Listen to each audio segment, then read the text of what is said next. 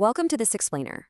Today, we're putting on our professional equity analyst hats to conduct a rigorous, top-to-bottom valuation of LNTH Holdings, ticker symbol LNTH. And hey, we're not just glancing at a stock chart and trying to guess the momentum here. No way. We're applying a strict analyst playbook using absolute, relative, and asset-based financial models to figure out the true intrinsic value of this business. We want to know exactly what this company is capable of producing in cold, hard cash. So let's dive right in. As of our baseline data, LNTH Holdings is sitting at a market price of exactly $85.50 per share. That's the number flashing on trading terminals right now, the price you'd pay if you wanted to buy a slice of the business today. But here is the real mystery we need to solve. Does that price tag actually reflect the company's true intrinsic value? I mean, is the broader market just overreacting to short-term noise? Or are they missing something huge hiding in the cash flows? Remember, as analysts, price is what you pay, but value is what you get. Our job today is to find that value. To solve this, our playbook is going to walk us through 5 steps. First, the analyst's framework. Then, we'll hit absolute valuation, relative valuation, asset-based valuation, and finally, synthesize it all together. Section 1, the analyst's framework. Let's get our baseline facts straight. LNTH is a solid mid-cap player, boasting a market cap of roughly $5.58 billion. They're generating over $1.5 billion in trailing 12-month revenue, pulling in about $233.5 million in net income. But notice that last bullet point. They pay 0 dividends. That's really important because it immediately tells us we can't use the dividend discount model, or DDM, to find value today. Since there are no expected future dividends to discount back to the present, we'll just bypass the DDM entirely and lean on the other robust models in our playbook. Section 2. Absolute valuation using a discounted cash flow model. Before we run the math, let's remember why we use free cash flow in the first place. It is basically the ultimate crystal ball for a company's true earning power. It's the actual, tangible cash left over that a company can use to pay down debt, buy back stock, or reinvest. Wall Street earnings can easily be manipulated by clever accounting, but cash is reality. You either have it in the bank or you don't. The trick here is following these 3 steps methodically to strip away the market noise. First, we project out the future cash they'll generate. Second, we discount it back to today's dollars, because obviously a dollar today is worth more than a dollar 10 years from now. And third, we divide that total present value by the number of outstanding shares to arrive at our target intrinsic price. And this data right here is what we're feeding into our DCF projections. Check out this stark contrast. While the short-term trailing 12-month cash flow dipped by nearly 24%, the 5-year historical free cash flow compound annual growth rate is a massive 146.26%. I mean, that is explosive long-term cash generation. Understanding this trajectory is absolutely crucial because it heavily dictates the growth rate assumptions we'll make for the coming years. Okay, so by inputting these robust historical cash flows and factoring in their really solid return on invested capital of 14.68%, the DCF model calculates a stunning intrinsic fair value of $157.79 per share. That's our absolute baseline of what the rigorous math says this business can produce for its owners over its lifetime. Now, because the dividend discount model wasn't an option for us, we can cross-verify our DCF findings with the residual income model.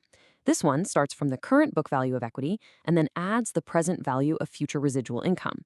Given LNTH's phenomenal return on equity of 21.43%, this approach strongly supports the narrative that they are actively creating massive shareholder value well above their capital costs. Section 3, relative valuation using market multiples.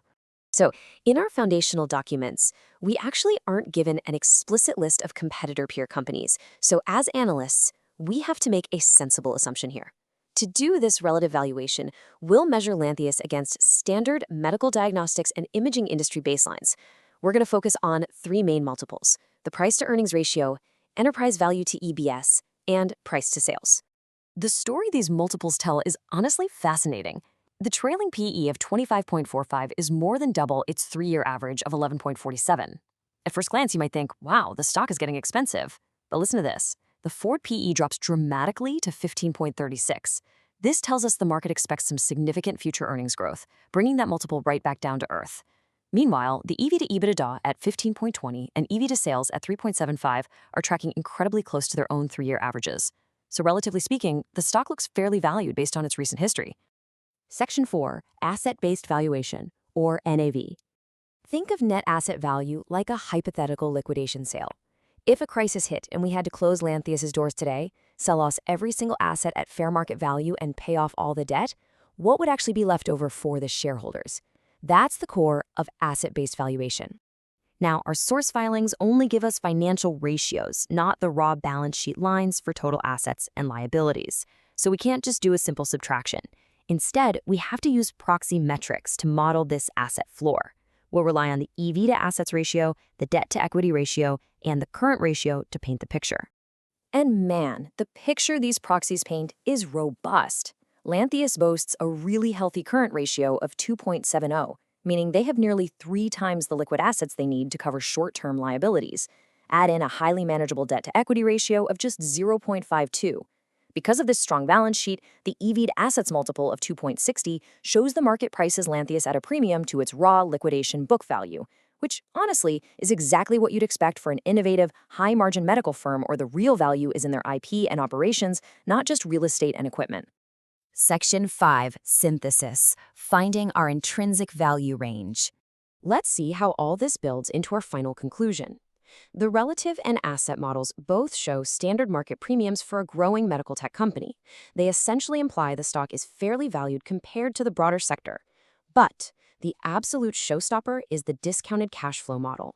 It screams that the stock is massively undervalued at $157.79, based entirely on its actual demonstrated cash flow. We really need to contextualize this discrepancy. Why is there such a massive gap? Well, the ultimate accuracy of the DCF model hinges on that incredible 5-year free cash flow growth trend continuing. If Lantheus maintains even a fraction of its historical cash generation efficiency, then the current market is severely underpricing this core asset. And that brings us to our final margin of safety. The math gives us a whopping 45.82% discount from our calculated DCF value down to the current market price. As an analyst, finding a margin of safety that large is just huge. It gives you so much breathing room for error in your forward assumptions, providing a massive cushion if future growth slows down. So, I'll leave you with this thought to ponder today. Based on the rigorous, absolute, and relative math we've just unpacked in this explainer, is the algorithmic market simply missing the true cash-generating power of Lantheus Holdings? When you strip away all the daily noise and just focus purely on the cash, the fundamentals strongly suggest there's a whole lot more intrinsic value here than that $85.50 price tag implies. Thanks for joining me on this deep dive into the analyst playbook, and keep exploring those numbers.